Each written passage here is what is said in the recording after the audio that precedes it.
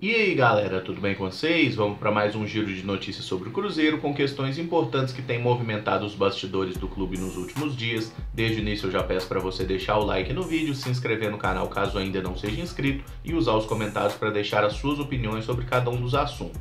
Lembrando que o vídeo é feito com patrocínio do OneFootball, que é o maior aplicativo sobre futebol do planeta com mais de 20 milhões de downloads. Ele é totalmente gratuito, está disponível tanto para Android quanto para iOS e o link para você baixá-lo está aqui na descrição desse vídeo, beleza? Começando com notícia boa, né? O atacante Vinícius Popó renovou seu contrato com o Cruzeiro por 5 anos, então o novo vínculo vai até 2024 e a multa rescisória para clubes do exterior subiu também, passou agora para 100 milhões de euros. Acho uma excelente notícia, né? Essa renovação impede também que o jogador seja aliciado também para assinar com outra equipe. Só lembrando que essa multa rescisória, que ela é estipulada em 100 milhões de euros, ela é válida para o futebol de fora do país, tá? Para o mercado interno, para clubes dentro do Brasil, essa multa rescisória ela é estipulada em cima do valor do salário. É 2.000 vezes o valor do salário mensal do atleta. Então, por exemplo, aqui, vamos supor que o Vinícius Popó esteja ganhando aí, sei lá, 40 mil reais por mês, que é uma opção, não é nada demais para um jogador de tamanho potencial. Nesse caso, a multa rescisória dele para clubes do futebol brasileiro seria de 80 milhões de reais, que é um valor que nunca um clube brasileiro pagou por uma contratação.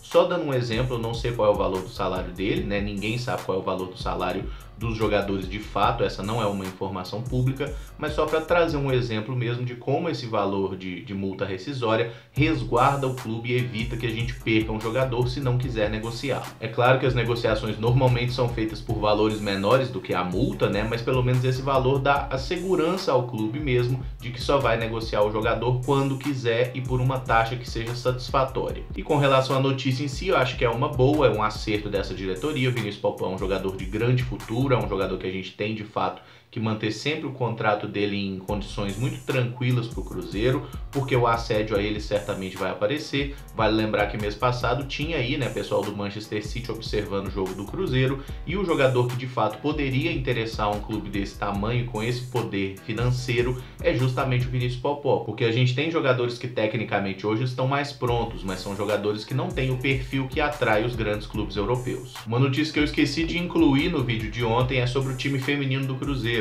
que no sábado fez sua primeira partida jogando em casa, né, pelo Campeonato Brasileiro, e venceu o Aliança de Goiás por um placar de 7-0. Os gols foram marcados por Vanessa, Miriam e a Duda, que tem só 17 anos, marcou 5 gols na partida. Agora o Cruzeiro está em terceiro lugar no grupo, né, e enfrenta no próximo sábado o Vasco, que é um time que também tem 3 pontos assim como a gente, é um confronto direto pela classificação. E só lembrando, né, é um grupo de 6 times, todos jogam contra todos em turno único, então cada time faz 5 partidas. Os 2 primeiros se classificam para as oitavas de final e os 4 melhores terceiros colocados também. É tipo assim, são 6 grupos, então 2 se classificam de cada grupo. Nós temos 12 times. Aí faltam 4, né, para completar as oitavas de final. Esses 4 são aqueles melhores qualificados em cada um dos grupos que ficaram em terceiro lugar. Acho que deu para entender. Nesse momento o Cruzeiro estaria se classificando para as oitavas de final justamente por ser um dos melhores terceiros colocados. E o que contribui para isso é justamente o saldo de gols, né? Essa vitória que a gente conseguiu aí, marcando 7 gols, um excelente saldo. Agora é fazer o possível para o time vencer o Vasco lá no Rio de Janeiro, que obviamente não vai ser fácil. Mas se as cabulosas conseguirem esse triunfo aí, o Cruzeiro dá um passo importante rumo à classificação. Lembrando que a gente ainda tem mais um jogo em casa, mas só na reta final, se eu não me engano, esse jogo está marcado para o início de maio. Agora a parte chata do vídeo, né? Foi divulgado aí previamente o balanço financeiro do clube e a notícia que mais chama atenção é o fato das nossas dívidas terem saltado de 384 milhões de reais para 520 milhões de reais nesse último ano do exercício do Gilvan para o primeiro ano do exercício do Wagner Pires. Desses 520 milhões, 256 milhões de reais são em dívidas que vão ser executadas dentro do próximo ano. Ou seja, é daí que vem aquela necessidade da diretoria de pegar o empréstimo, né, dos quase 300 milhões para pagar parcelado em alguns anos. O que chama a atenção negativamente é que o Cruzeiro vem tendo déficit todos os anos, né? A cada ano que passa, o Cruzeiro não consegue manter aí o equilíbrio financeiro, sempre está gastando mais do que arrecada. E vamos pensar uma coisa, se pega esse empréstimo agora, que garantia a gente tem de que o Cruzeiro vai ter condição de pagar isso? Porque nos últimos anos o Cruzeiro não está tendo condição de fazê-lo. Pelo menos para mim fica a impressão de que a única coisa que essa diretoria está querendo é empurrar o problema para o próximo gestor, seja na próxima gestão deles, não sei se o Wagner Pires vai tentar uma reeleição, ou se vão querer jogar essa bomba aí para a próxima diretoria. Vocês lembram daquele papo de que time bom paga dívida, né? Que o Itair Machado falou tantas vezes, que o time bom paga as contas, que tudo se encaixa no final? A prova tá aí, gente. Time bom não importa, você pode ganhar todos os títulos. Se você gastar muito mais do que você arrecada, se você gastar muito acima da sua capacidade, não tem como essa conta fechar. O balanço traz um déficit aí de 27 milhões de reais no exercício, né, do ano de 2018, mesmo contabilizando a premiação da Copa do Brasil, que foi excelente, e mesmo considerando a venda do Arrascaeta, que não foi feita em 2018. O Arrascaeta foi vendido em 2019, eles incluíram a venda nesse balanço em uma manobra que parece ser aceita aí pelo âmbito econômico, mas fato é, a venda do Arrascaeta não entrou no exercício e eles colocaram mais para amenizar, porque o déficit foi muito maior do que esse divulgado no balanço, e essa maquiada que eles deram nos números aí serve inclusive para o Cruzeiro não perder o financiamento do Profut, que é aquele acordo feito com o governo federal para refinanciamento aí de dívidas antigas, principalmente relacionadas a impostos. Então as previsões mais pessimistas aí, elas estão se confirmando. De fato, a diretoria do Cruzeiro, ela está fazendo um bom trabalho no aspecto técnico, a gente tem um elenco forte, a gente tem um bom treinador, o time do Cruzeiro está funcionando muito bem. Mas fora de campo, no trabalho que deveria competir de fato a diretoria, o trabalho do Cruzeiro é horroroso, o time está se afundando cada vez mais em dívidas, e mesmo tendo aumentado muito as receitas em relação ao ano anterior, o que inclusive é impulsionado pelo fato do time estar bem dentro de campo, né? A torcida se motiva a consumir mais, a ir mais aos jogos e tudo mais.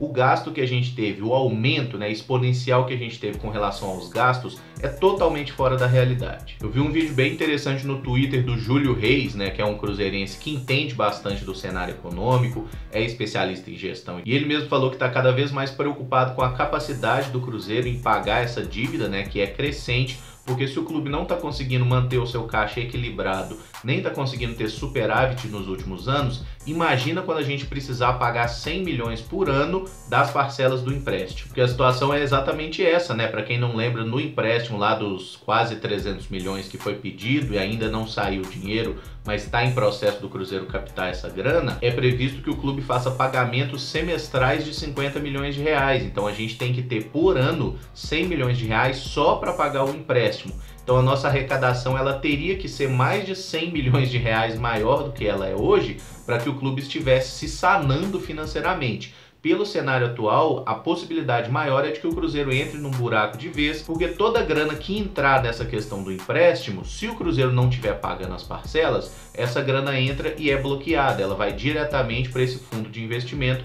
que vai emprestar o dinheiro para o clube. E sabem essas situações que a gente viu acontecer com alguns clubes grandes aí, como o Vasco, que teve um episódio lá que não estava conseguindo pagar a conta de água, a gente vê que os times aí reduziram drasticamente suas folhas de pagamento, né? Tem elencos muito mais fracos agora, é justamente por isso. Não é simplesmente que a diretoria vira e fala, não vou ter dinheiro para comprar um jogador, não tem dinheiro para pagar o salário, não tem dinheiro para arcar com os custos básicos do dia a dia, não tem dinheiro para viajar com o elenco, simplesmente não vai ter dinheiro para nada. Enquanto o Cruzeiro continuar gastando mais do que arrecada, a situação vai ficar insustentável, a cada ano vai ser pior, em algum momento essa conta vai chegar e os impactos vão ser sentidos dentro de campo. E se tem uma coisa que eu posso pedir para você, cruzeirense que está vendo esse vídeo, é não seja torcedor de cartola, não seja torcedor de dirigente. A gente é torcedor do Cruzeiro e na hora que der merda, não é dirigente nenhum que vai botar o dele na reta para resolver. Esse endividamento do Cruzeiro começou com o Perrella, aumentou com o Gilvan e agora aumentou ainda mais com o Wagner Pires. Vocês acham que realmente, se o Cruzeiro estiver todo ferrado, sem dinheiro para nada, o Gilvan, o Perrella ou o Wagner Pires vão sofrer alguma sanção? Não, não vão. O dinheiro que eles têm no banco, as empresas, a grana deles, vocês acham que alguém vai mexer? Não, ninguém vai mexer. O patrimônio deles vai ser mexido, vai ser vendido para sanar a dívida do clube? Também não. E muito menos do Itair Machado, que é apenas um empregado do Cruzeiro, um empregado absurdamente bem remunerado, inclusive. E não vou colocar em questionamento se os caras são cruzeirenses ou não, porque se eles estão falando que são, em tese é porque são. Mas se eles são cruzeirenses, eles são extremamente incompetentes. Todos eles, tá certo? Não é para falar só do atual presidente, nem só do Gilvan, nem só do Perrella, porque os três têm grande parcela de culpa nesse buraco que a gente está se enfiando. E também não sou louco de falar aí de questão de honestidade desses caras, mas nós estamos falando de competência na gestão. E todos eles nos últimos anos estão sendo extremamente incompetentes, e é só olhar o balanço de ano para ano que qualquer um pode constatar. A cada ano a dívida do Cruzeiro é pior. E se o Cruzeiro tem conseguido aí sucesso dentro de campo, fora de campo a gente está caminhando de fato para um desastre. E para quem acha que no futebol brasileiro você precisa gastar tanto para montar time, vocês vão me desculpar, mas vocês não estão vendo futebol direito. Porque um nível técnico baixíssimo como o nosso, a gente não precisa ser refém de super salários, nem de jogadores de tamanho renome. É claro que é importante você ter um time forte. A questão é, você está tendo time forte a preço de quê? A custo de quê? O que você está fazendo para isso? Você está gastando muito mais do que arrecada, você está comprometendo totalmente o futuro da instituição, e eu não acho que vale a pena fazer uma manobra desse tamanho para porventura a gente ganhar uma Copa do Brasil, como aconteceu ano passado. Bom, o balanço ainda tem que ser aprovado, né, pelo Conselho do Cruzeiro. Esses números são preliminares, essa avaliação que já saiu aí por alguns especialistas também é uma questão toda preliminar, mas esse documento é o oficial, inclusive já tem lá a assinatura do presidente do Cruzeiro, do Wagner Pires de Sá. Então a situação é essa, tá? O negócio tá ruim pro lado do Cruzeiro, o clube tem que parar de gastar mais do que arrecada e tem que começar a pensar um pouco mais no futuro. Em praticamente todo vídeo daquele 6x1 Responde que eu faço, alguém pergunta assim, o que você acha da gestão do Cruzeiro? E eu sempre respondi a mesma coisa. Vamos esperar sair o balanço financeiro para a gente ter uma avaliação de como está sendo feita de fato essa gestão, porque a gestão de uma diretoria ela não pode ser avaliada simplesmente pelo que acontece dentro de campo.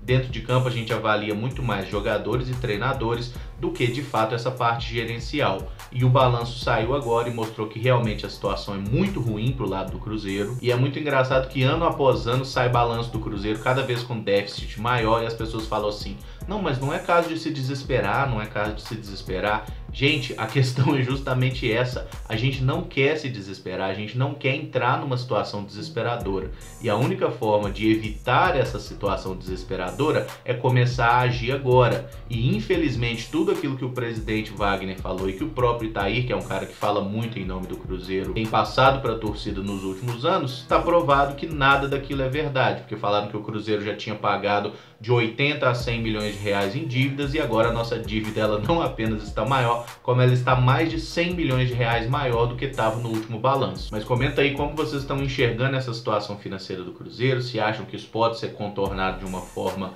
menos traumática do que parece, porque no andar da carruagem o negócio realmente não tá ficando bom pra gente. Na minha ótica, pelo menos, o Cruzeiro tá adotando a pior forma possível, que é empurrar com a barriga e fingir que a dívida não existe, sendo que a dívida não vai sumir. Isso não é dívida de cartão de crédito que vai passar 5 anos e vai caducar, tá? O negócio não funciona assim, e quanto mais se demorar a pegar no breu nesse negócio e a pagar essa dívida, pior o negócio vai ficar pro nosso clube. Mas se gostou, deixa o like aí, se inscreve também no canal e tenta não focar só nessa parte do balanço, que eu sei que ela é meio negativa. Vamos falar um pouco também sobre o Popói, sobre o time feminino aí, porque são pontos positivos aí nessa notícia triste desse vídeo, tá bom? Muito obrigado aí por acompanhar, um abraço, até o próximo vídeo. Valeu!